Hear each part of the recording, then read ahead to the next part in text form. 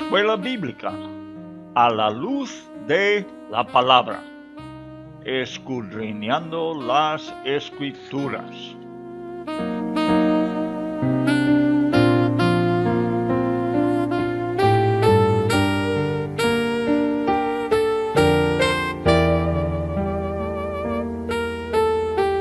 Luz a las Naciones, canal cristiano de comunicación, presenta A la luz de la palabra, un estudio expositivo de la palabra de Dios, una presentación minuciosa de toda la Escritura, porque es inspirada por Dios y útil para enseñar, para redarguir, para corregir, para instruir en justicia, a fin de que el hombre de Dios sea perfecto, enteramente preparado para toda buena obra.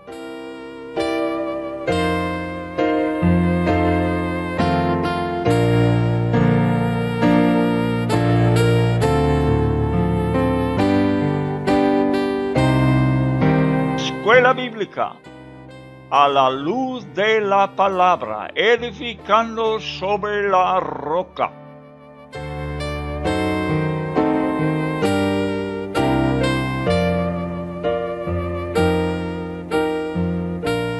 Los libros históricos. El Dios de la historia.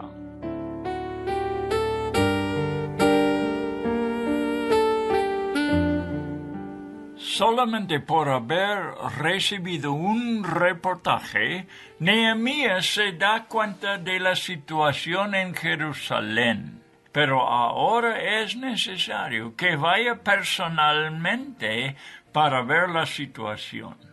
Con respeto, él reconoce la autoridad humana por delante de él, y la verdad es que esta persona lleva mucha autoridad. El emperador tiene que conceder gracia a su copero y también tiene que placerle dar a Nehemías su favor. Quizás puede entender el patriotismo que reside en el corazón de una persona sobre su tierra natal, donde sus antepasados han sido sepultados. Pide que él pueda ser la persona responsable en reconstruir la ciudad. He esperado este versículo con ansia, es decir, el versículo 6, donde habla de la mujer, la reina, que estaba sentada junto al emperador. Aunque hay argumentos contradictorios, yo prefiero creer que Dios estuvo muy involucrado en la simpatía que tiene Artajerjes por la causa de su copero, habiendo preparado su corazón por los grandes testimonios de Mardoqueo y la reina Esther, antes de su reino.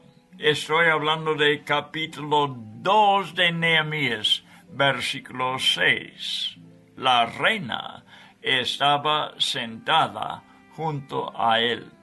En Esdras, capítulo 7, versículos 12 hasta 26, Artajerjes había manifestado su apoyo en el caso de los judíos. Después de haber observado el malo destino de Amán, y cómo Dios defendió a su pueblo. Estoy seguro que en ninguna parte de su reino había observado el respetuoso y sabio comportamiento de la reina y su pariente Mardoqueo. Si no es Esther que apoya la petición de Nehemías, ¿por qué menciona el texto? ¿Y qué importancia tiene que la reina está sentada junto al emperador Artajerjes? Buenas tardes, amigos. Bueno, estamos en el libro histórico de Nehemías.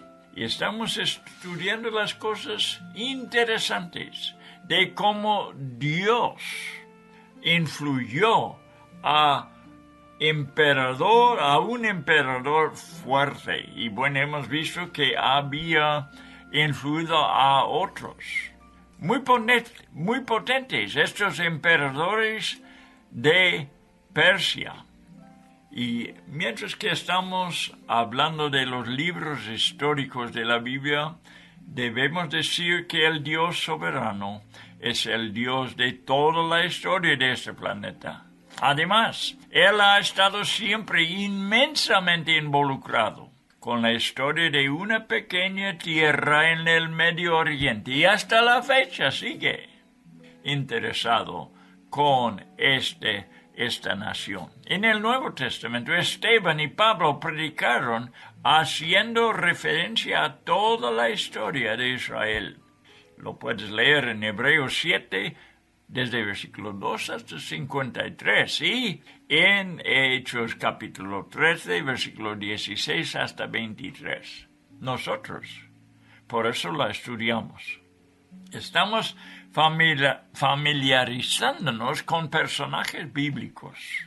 Pues por eso vamos capítulo tras capítulo estudiando las historias bíblicas con este fin. Y mientras que vayamos estudiando su historia, estamos desarrollando un concepto del Dios de Israel. Queremos tener un concepto 100% bíblico, y no por algunas ideas, y no por algunas imaginaciones que podamos tener nosotros. Tenemos que creer en el Dios de la Biblia. Estamos aprendiendo los caminos de Dios, tan diferente que los caminos del hombre. Un estudio bíblico no debe ser principalmente un estudio que satisface lo intelectual, ni emocional. No debe ser algo principalmente para mover las emociones, sino algo que captemos con el espíritu, que penetra el corazón y permanece con nosotros para siempre. Las escrituras son espirituales y tenemos que captar la espiritualidad al estudiarlas. Bueno, vamos a Nehemías, capítulo 2, versículo 7 hasta 10. Nehemías 2, versículo 7 hasta versículo 10. Y dije, está hablando Nehemías, al rey: si le agrada al rey que se me den cartas para los gobernadores de las provincias más allá del río, para que me dejen pasar hasta que llegue a Judá, y una carta para Asaf, guarda del bosque del Señor, a fin de que me dé madera para hacer las vigas de las puertas de la fortaleza que está junto al templo, para la muralla de la ciudad y para la casa a la cual iré.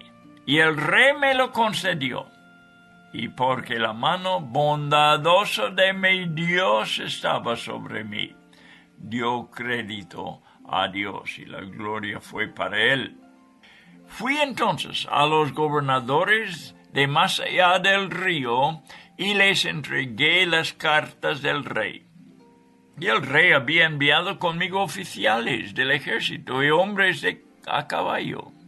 Cuando se enteraron Sanballat, Horonita, y Tobías, el oficial amonita, les disgustó mucho que alguien hubiera venido a procurar el bienestar de los hijos de Israel.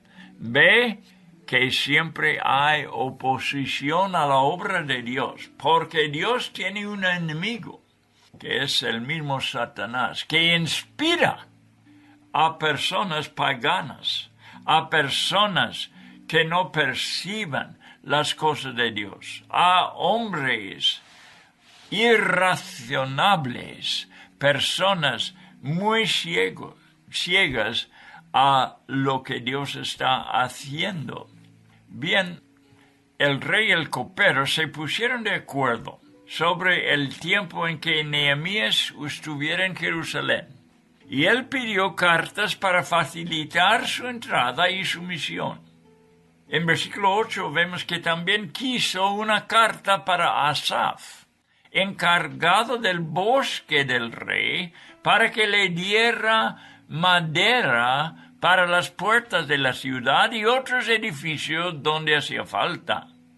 Como estas cosas fueron consideradas en la oración, también la gloria fue a él, por haber concedido el permiso del rey. En versículo 9, Nehemías emprendió el viaje, acompañado por capitanes y jinetes de caballo persas, entregando las cartas a los gobernadores.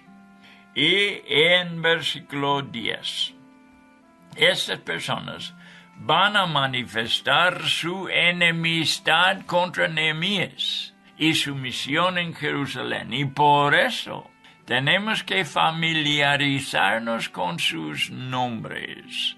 Se llaman Sanballat y Tobías. Como hubo oposición en el tiempo de Zorobabel y Jesúa, particularmente contra la construcción del nuevo templo, que leímos en el libro de Esdras. Ahora estas personas van a oponer la edificación de los muros. La razón por la oposición está directamente relacionada con la importancia de la obra, porque tras estos hombres hay enemigos espirituales que, primeramente, no quisieron ver el templo reconstruido y ahora no quieren ver a los muros reedificados. La importancia que haya muros rodeando el reino de Dios es importantísimo. Hablando espiritualmente, marca la frontera entre lo que es de Dios y lo que no es. Así que estudiando la historia de Nehemías, vamos a darnos cuenta de estos principios espirituales, que es muy importante en el tiempo en que existe la iglesia. Que sepamos, ¿verdad?, que hay enemigos contra la iglesia. Son enemigos que quisieran tumbar los muros de la iglesia, muros espirituales, para que entre el mundo y para que la iglesia también fácilmente se mete con el mundo. ¿Verdad que esta siempre será un gran estorbo para el pueblo de Dios cuando los muros no están buenamente construidos? Es necesario ver una frontera bien marcada, donde está la iglesia y donde no está. Evitamos con toda diligencia la mezcla de la iglesia con el mundo. En nuestros días la mezcla es mucha. Y Dios y su honor muchas veces es dañado por el testimonio de la iglesia, que se compromete con el mundo. No améis al mundo, dijo el apóstol, ni las cosas que hay en el mundo, porque el que ama al mundo, el amor del Padre no está en él. Así que hay muchas personas hoy en día que no tienen en su corazón el amor del Padre. Puede tener un corazón muy entregado al humanismo, a la obra humanitaria quizás. Aman según el amor humano, el amor fraternal, aman a su compañero hombre, el hombre. Pero ¿dónde está el amor para Dios? El amor que sobresale, el amor del corazón, del alma, de la mente, de las fuerzas, para Dios y para darle la gloria a Él. Parece que a muchos no les importa. No tienen un temor de Dios, no tienen un amor para Dios. Solamente buscan el éxito. Quieren rodearse de muchos miembros en sus iglesias, otra vez repito, sin buscar ni preocuparse por la gloria de Dios. Bien, la importancia que haya muros rodeando el reino de Dios es importantísimo. El muro separa lo santo del profano. Como dice en Ezequiel 22:26, escucha, sus sacerdotes violaron mi ley y contaminaron mis santuarios. Entre lo santo y lo profano no hicieron diferencia, ni distinguieron entre inmundo y limpio. Tenemos el mismo problema en la iglesia hoy en día. Quiero que vemos dos cosas santas en el tabernáculo. Era el aceite y el incienso. Si queréis verlos, en el libro de Éxodo, capítulo 30 y versículo 32. Los vamos a observar.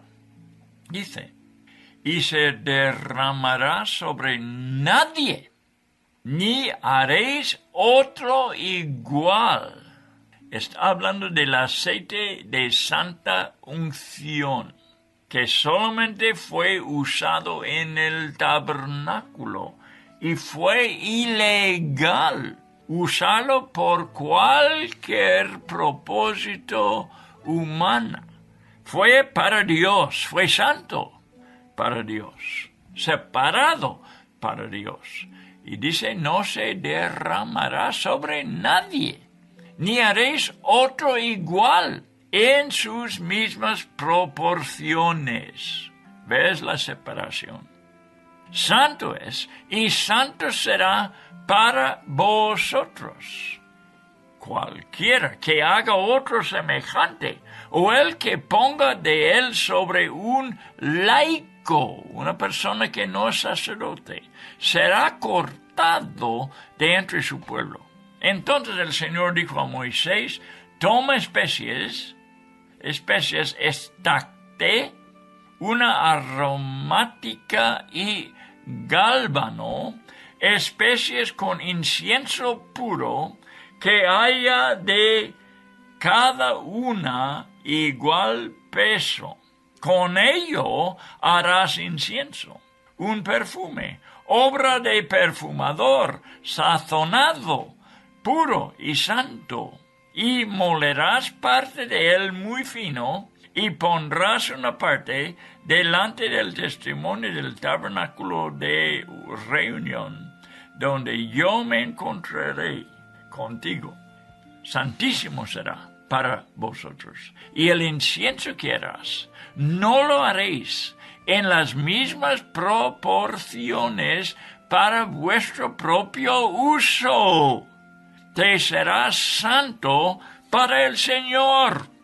Cualquiera que haga incienso como este, para usarlo como perfume, será cortado de entre su pueblo. Aquí vemos otro asunto, como en los muros de Jerusalén, evitando que se mezcla, que entre las cosas mundanas en la ciudad de Dios. y que lo de la iglesia sea, o sea, lo de Jerusalén, sea usado comúnmente por el mundo laico, o sea, por el mundo en general. Separado eran las cosas de Dios en el Antiguo Testamento y separadas son las cosas de Dios en la iglesia.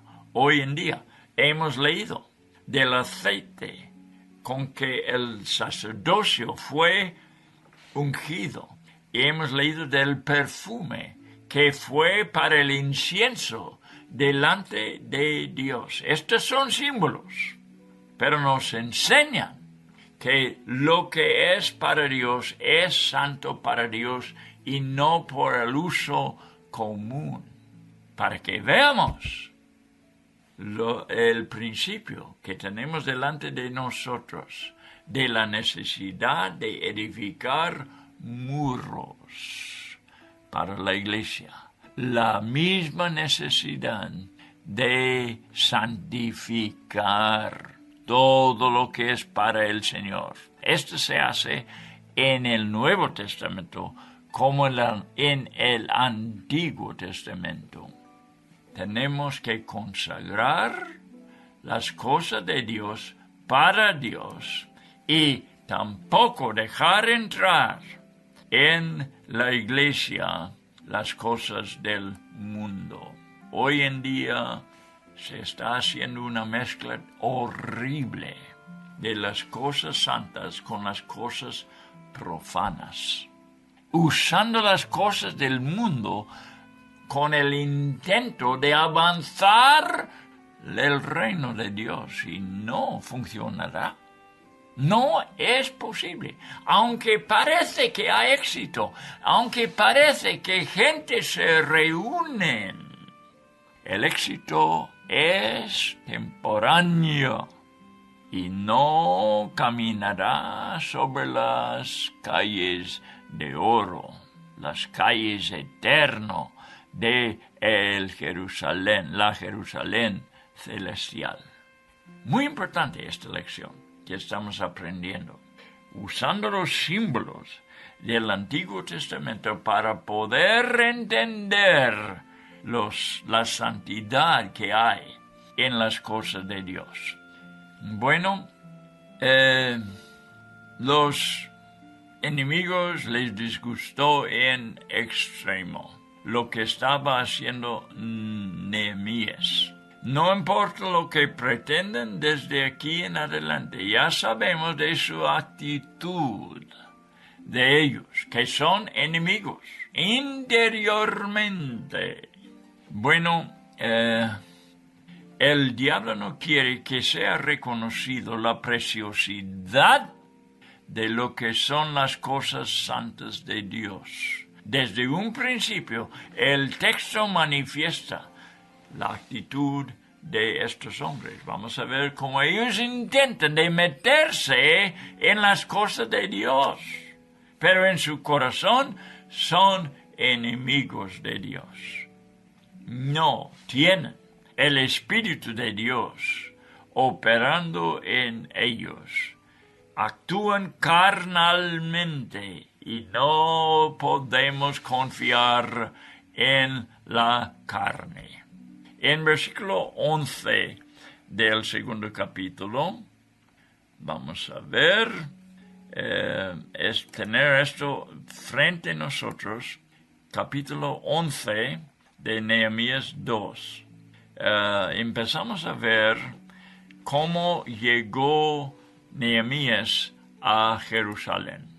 Entra en Jerusalén y veremos lo misterioso que es su observación. Lo misterioso en el reino de Dios es conocido por el Espíritu Santo y no por la mente natural. El hombre carnal no puede discernir su obra. Es un misterio. Lo que se hace en la carne, el hombre natural lo entiende bien.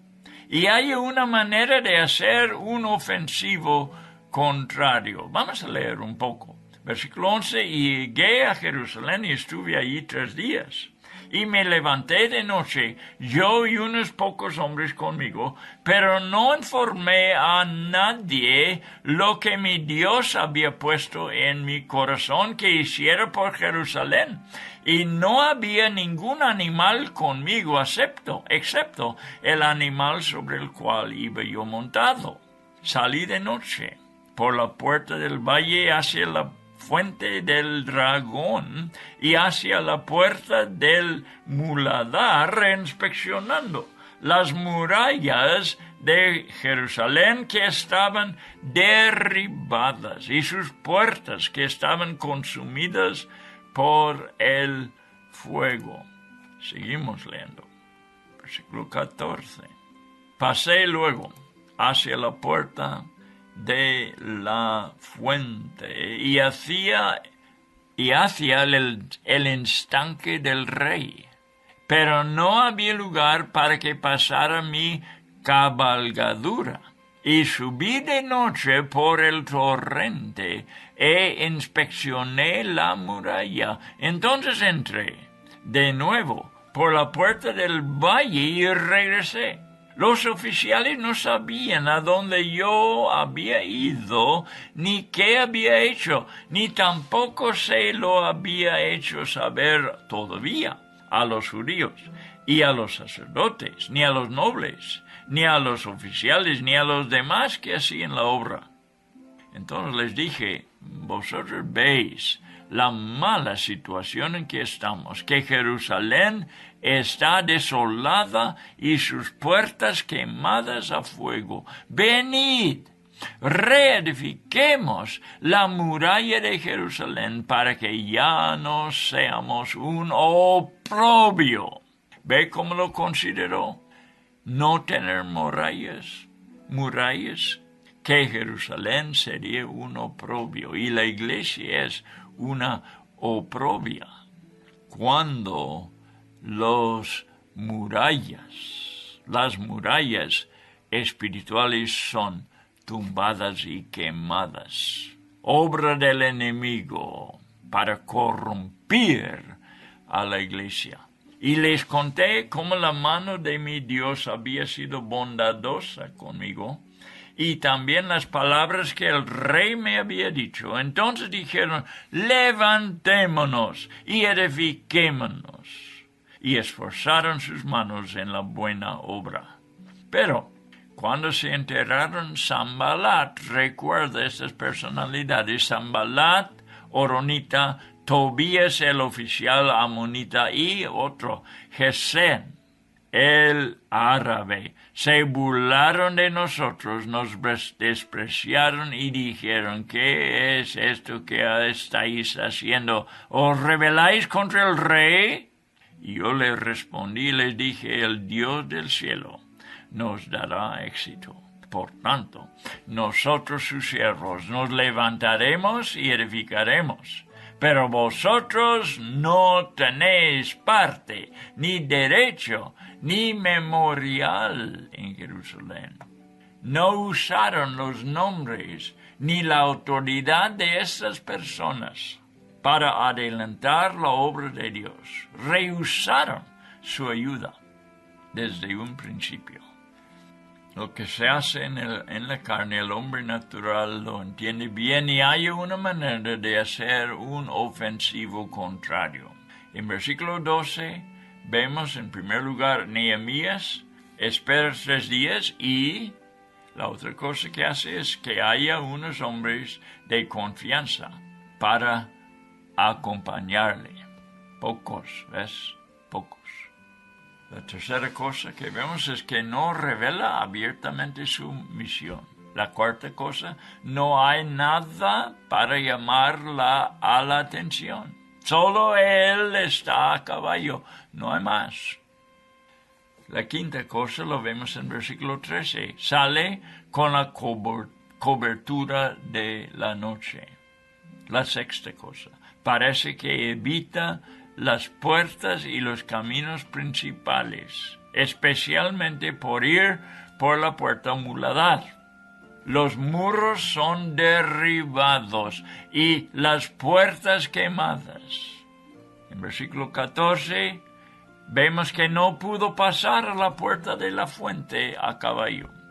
En versículo 15 vemos que afuera de la ciudad pasó por el torrente, sea Cedrón, y entró otra vez donde había salido.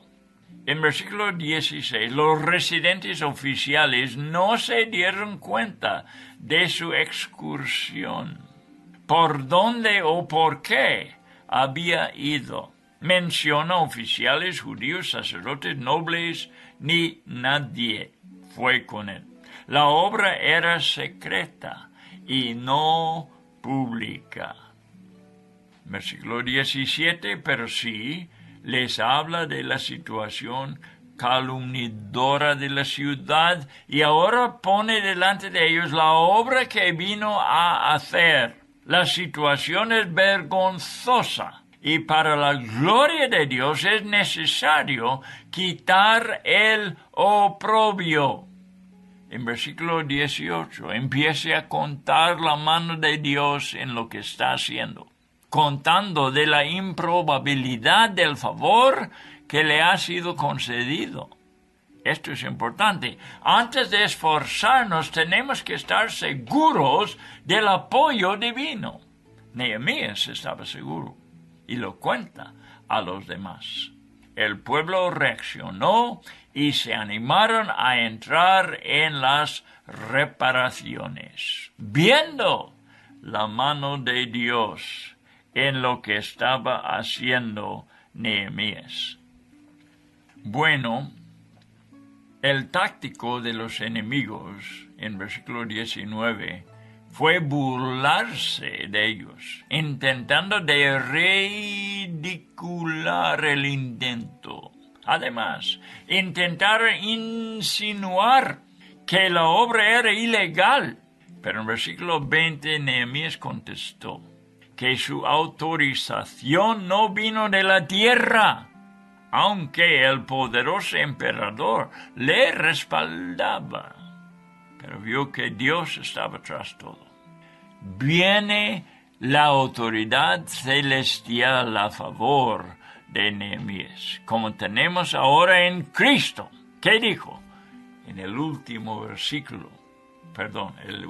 capítulo del Evangelio de Mateo, dice: toda autoridad me es dada. Por tanto, id y haced discípulos de todas las naciones. Tenemos la autorización de Jesucristo mismo, Señor de señores, Rey de reyes, para que sigamos adelante con la obra celestial, con la obra del Evangelio.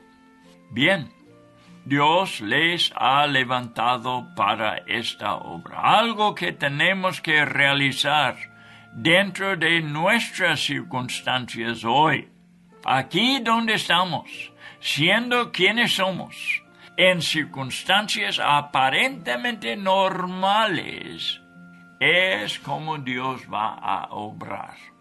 Les excluye totalmente a los que quieran ocupar unas posiciones de importancia. Pero Nehemías no les concede en lo mínimo lo que ellos están buscando. Pasamos a capítulo 3, donde ya vemos empezada la obra. Este capítulo tiene que ver con la obra y todo el propósito que Nehemías vino del palacio en Susa para hacer. Desde el palacio persa, hasta Jerusalén. El Señor estaba tras todo, desde antes de su nacimiento. Hay que saber esto hoy en día.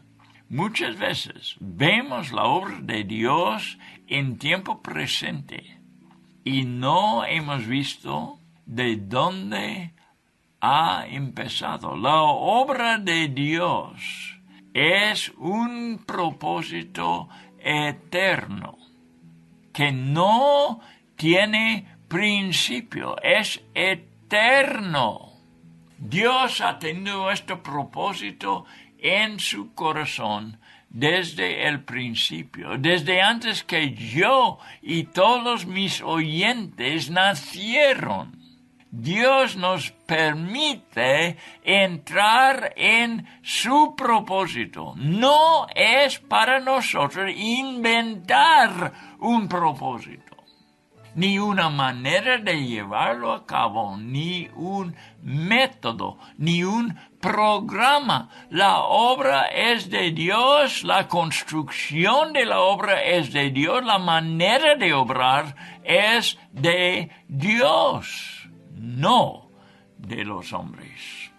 Así que antes que Nehemías ni nació, Dios estaba obrando en este asunto. Nehemías entra en el propósito de Dios. Fue el llamamiento de Dios sobre su vida. Y toda la providencia de Dios le ayudó para llevar a cabo su voluntad. Sea su posición geográfica, por el lugar donde estaba en Susa, en el palacio de los persas, su posición política como copero, su tiempo histórico. Tenía que ver todo eso con Dios como la nuestra igual. Es muy importante que nosotros estamos existiendo en este tiempo tan importante, tan significante para que el reino de Dios se avanza. Cada quien de nosotros estamos en el lugar geográfico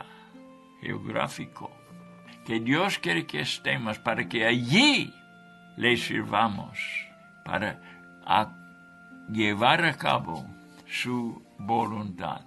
Su nacionalidad también fue involucrado, de que fuera hebreo, judío.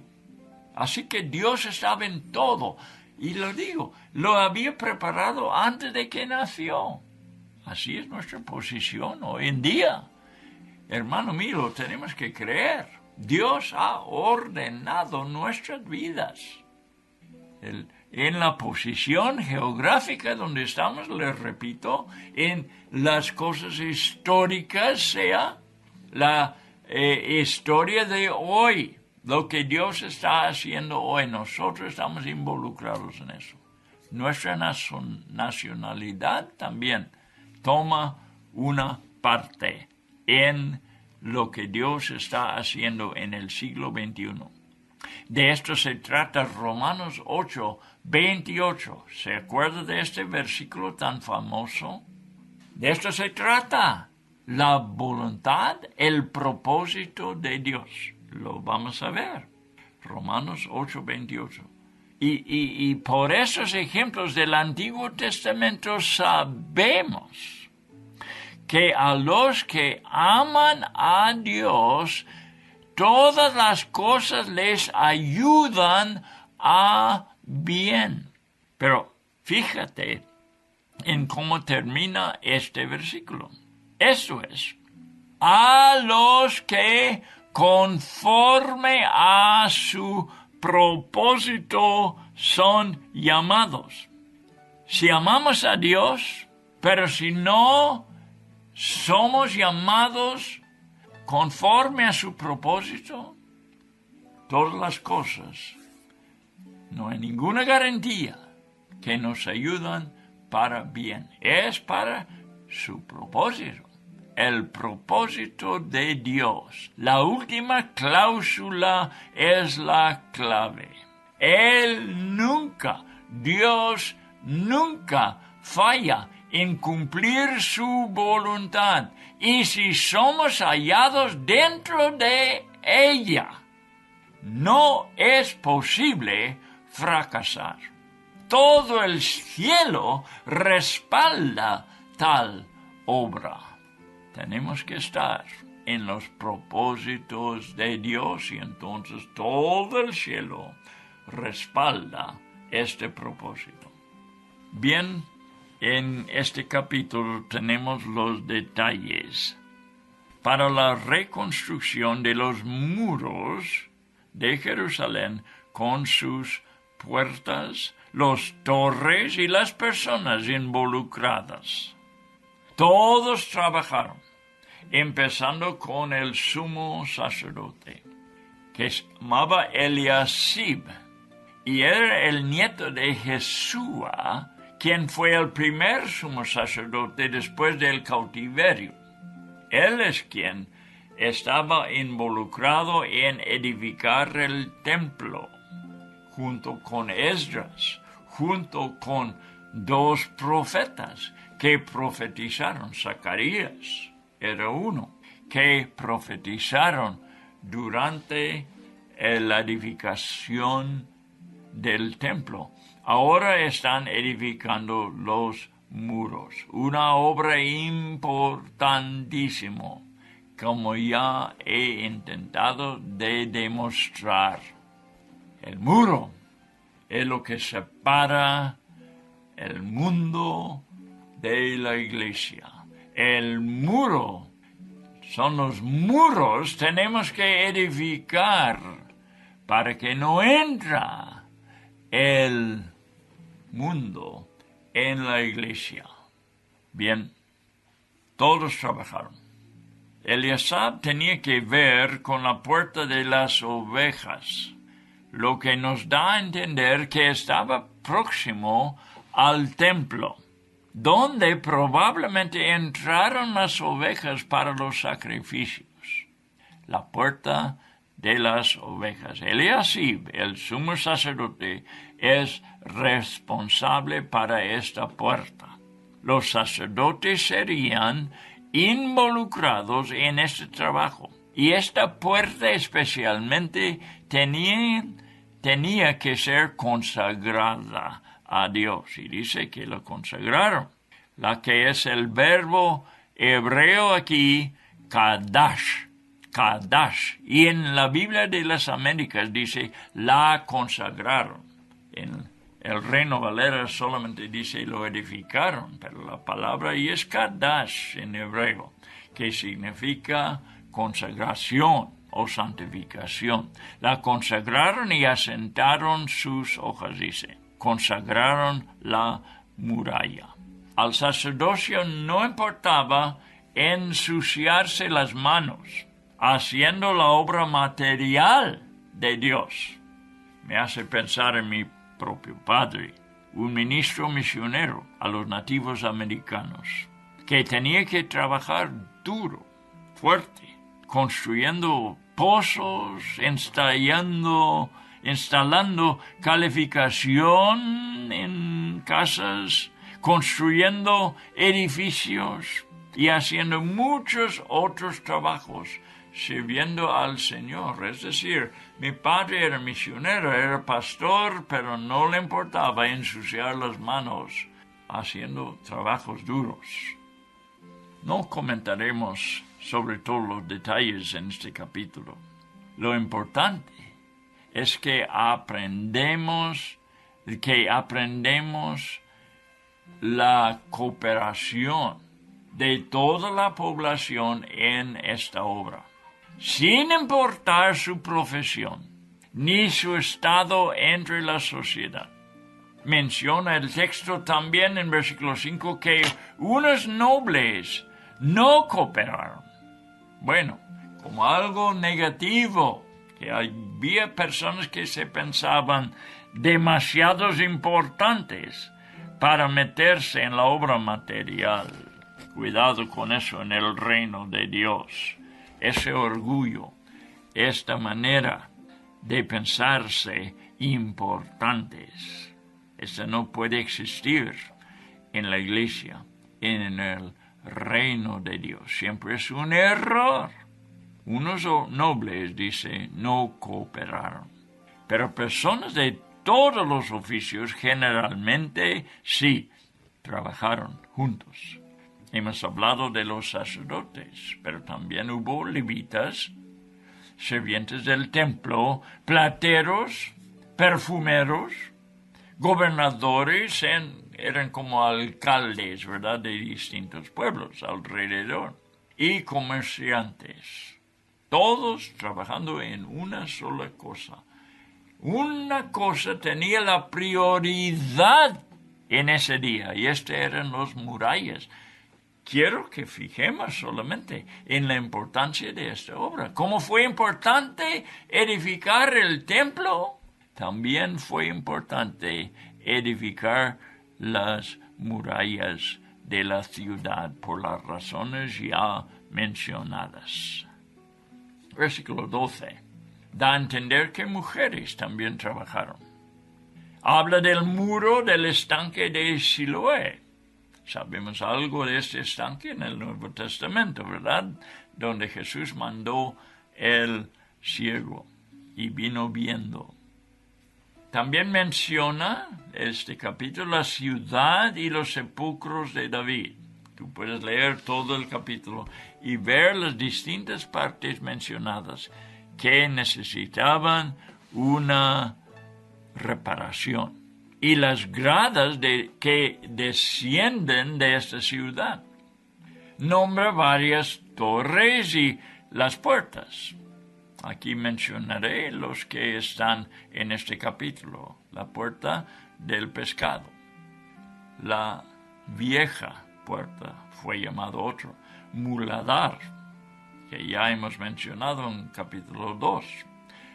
Y también la puerta de el valle, la puerta de la fuente, la puerta de las aguas, la puerta oriental, la puerta de juicio y la puerta de caballos. Todo fue reconstruido, los muros poco a poco iban levantándose, para que la ciudad de Dios fuera y que siguiera siendo un ejemplo bueno, un testimonio para el mundo alrededor. Y nuestra iglesia debe ser de igual manera un testimonio bueno para la gloria de Dios. Y por eso no podemos entrar en lo que el mundo ofrece o las ideas del mundo cuando estamos trabajando en la obra de Dios.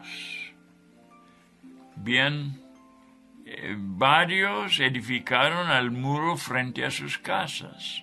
Cuenta como un hombre, Baruch, con todo fervor, dice, edificó. Versículo 20.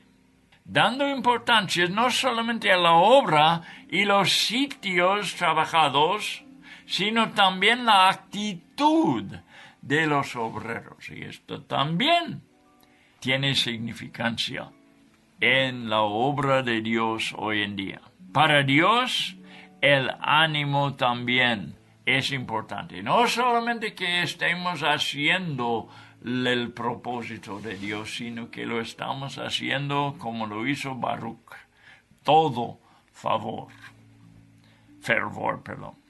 Bueno, Israel, el pueblo físico de Dios, se preocupaba mucho con la apariencia y la defensa visible de las cosas. Por el otro lado, no vemos las cosas materiales de la iglesia en el Nuevo Testamento. Jesús dijo, el reino de Dios no vendrá con advertencia. Lucas 17:20. Estamos en la época hoy del Evangelio donde se enfatiza la obra interior, lo del Espíritu.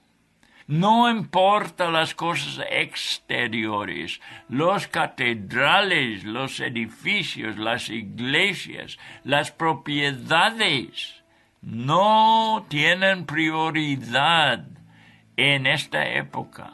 Me parece que el cristianismo moderno ha olvidado este hecho. Es porque como entre los corintios hay carnalidad, y no hay mucho poder espiritual. Jesús dio una puerta abierta especialmente a Filadelfia, porque hubo cuando menos un poco del poder que vale para entrar y construir un reino sobrenatural, un reino espiritual, un reino celestial. Que Dios otra vez nos llene con el Espíritu Santo para poder hacer su voluntad en el siglo XXI. Que seamos capaces de ver lo invisible, como Moisés en Hebreos 11:27, con ojos del corazón. Y que veamos a Jesús, a quien, sin haberle visto, le amáis, dice Pedro el apóstol. Bueno, amigos, vamos a dejar la historia allí. Vamos el siguiente vez en Nehemías capítulo 4. Y vamos a estar aprendiendo estos principios que lo vemos en lo físico en el Antiguo Testamento para darnos ejemplo de cómo vamos a obrar nosotros en el siglo XXI. Cómo vamos a poder edificar una iglesia sin mancha, ni arruga, ni cosas semejantes, sino que sea para la gloria de Dios todo lo que hagamos. No estamos esperando éxito solamente. Estamos edificando para la gloria de Dios. Si esto es lo que hay en tu corazón, bendito eres. Vamos, hermanos, vamos a edificar. Vamos a edificar en la oración. Vamos a edificar en el estudio de la palabra de Dios. Vamos a entrar en el poder del Espíritu Santo para llevar a cabo en el siglo XXI los propósitos de Dios. Hasta la próxima vez.